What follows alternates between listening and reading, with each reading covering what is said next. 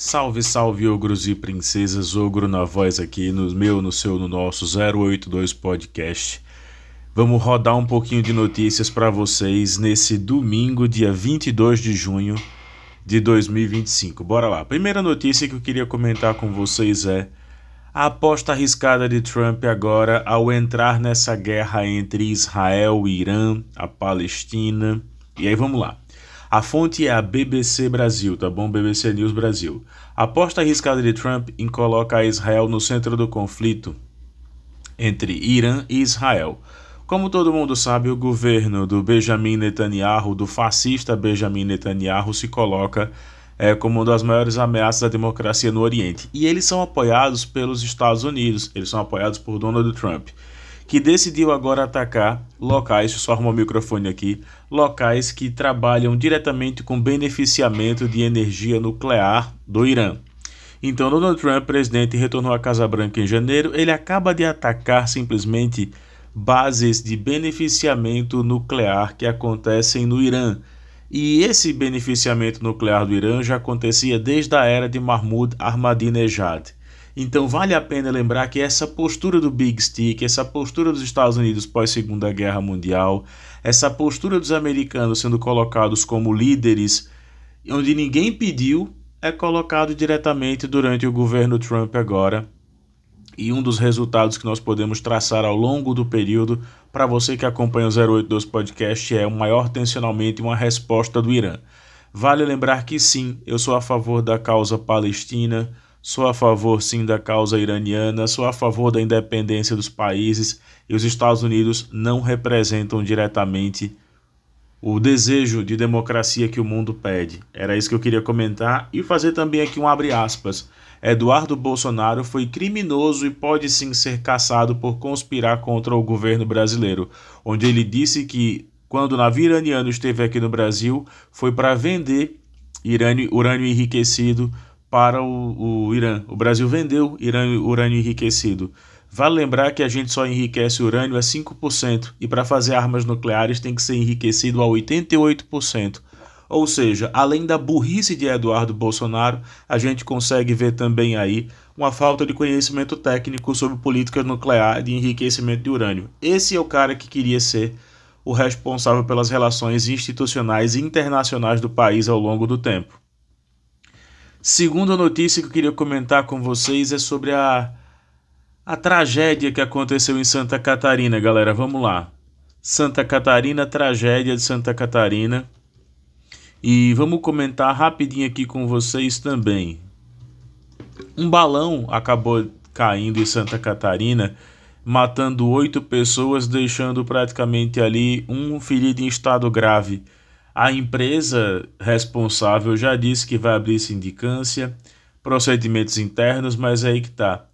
No segundo corpo de bombeiro haviam 21 pessoas no passeio, 13 foram resgatados com vida, 8 infelizmente vieram a óbito.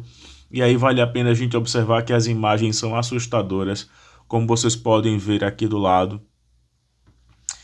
E o balão pegou fogo durante um voo, no caso no litoral de Santa Catarina, região de Santa Catarina. E aí, claro, né? A gente agora vai ver a questão da empresa, se ela tem autorização ou não para funcionar, mas é um dado triste porque nós precisamos muitas vezes que as empresas sobrevivam às tragédias. Vale lembrar que a maior tragédia que a gente teve hoje aqui no nosso estado, o estado de Alagoas, foi a da Braskem, que vem causando mortes também, mas isso foi uma ação de impedimento para que a Braskem não continuasse mais operando aqui no estado. Então as empresas devem superar as tragédias.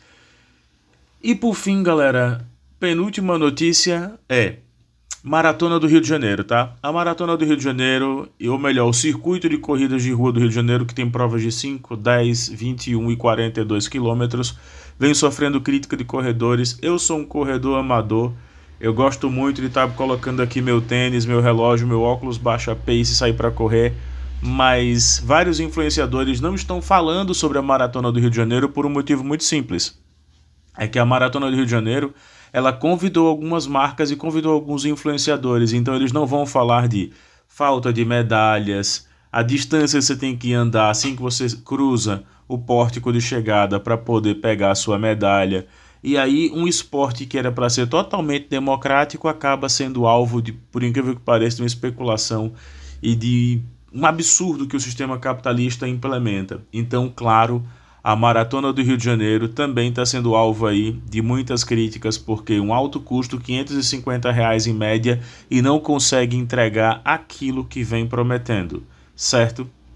E aí vários influenciadores de corrida falam negativamente, mas a grande parte dos influenciadores decidem não falar sobre a questão da Maratona do Rio de Janeiro. Por quê? Porque as marcas pagam para que eles estejam lá, as marcas pagam para que eles possam falar sobre isso, e é obviamente que eles não vão falar, que eles não vão emitir opinião sobre a Maratona do Rio de Janeiro de maneira negativa, porque no ano que vem não estarão lá se fizerem tal tipo de evento, tal movimentação.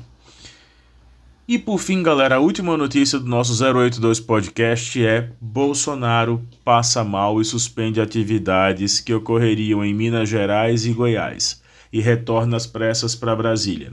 O ex-presidente Jair Messias Bolsonaro, em uma reunião, em um grupo, avisa que vem vomitando por 10 vezes ao dia, que tem sentido muito mal e já cogita uma nova cirurgia. Aqui a gente tem que se ater ao detalhe jornalístico da coisa. O ex-presidente pode possivelmente ser um paciente oncológico de câncer de estômago ou câncer de intestino.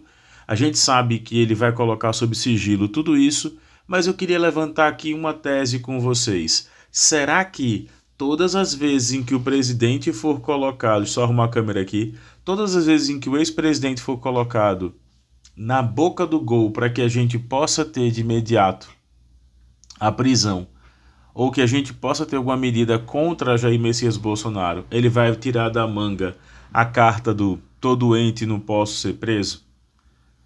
Claro que o julgamento dele perante Alexandre de Moraes já existe uma sentença colocada, ele vai ser condenado. Agora, condenado é uma coisa, e cumprir pena em regime fechado ou com restrição de direitos é outra totalmente diferente.